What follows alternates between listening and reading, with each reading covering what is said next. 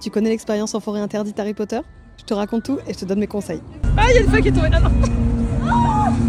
Si t'en as pas entendu parler, c'est une expérience immersive qui se passe au Jardin des Plantes de Montauban. Tu vas faire un parcours dans lequel t'es immergé dans l'univers Harry Potter. Il y a plein de décors, d'animations, des sons, de la musique du film. Mon premier conseil déjà, ça peut paraître bête, mais c'est de ne pas arriver trop en avance. Tu ne pourras de toute façon pas rentrer avant. Mais si jamais, il y a un bar à l'entrée où tu pourras te commander une bière au beurre ou un chocolat chaud aux couleurs de ta maison en attendant. Mais il y a aussi un bar dans le Jardin des Plantes pendant la visite et un autre à la sortie, donc pas de panique si tu n'y vas pas dès le début. J'ai évidemment pris un chocolat chaud pouf souffle puisque c'est ma maison. C'est un chocolat chaud avec des chamallows et des paillettes jaunes dessus. Dis-moi en commentaire si toi aussi t'es pouf souffle ou dans quelle maison tu es.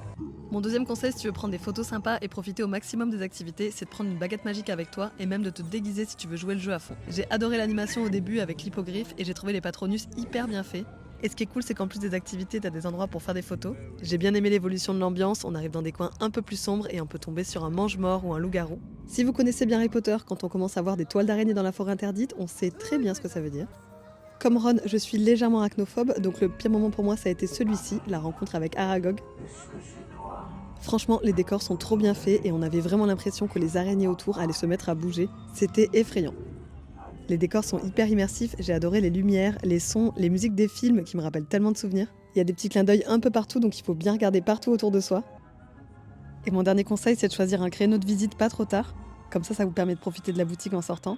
Vous y trouverez bien sûr des choses à l'effigie de votre maison, mais aussi du merch spécial expérience en forêt interdite. Moi j'ai été hyper raisonnable, je me suis juste pris des bonbons à la bière au beurre. Mais surtout si vous sortez pas trop tard, vous pourrez dîner sur place dans le petit village façon Préolard. Moi j'ai accompagné mon repas d'une bière au beurre évidemment. On a même eu un petit coucou de McGonagall en partant.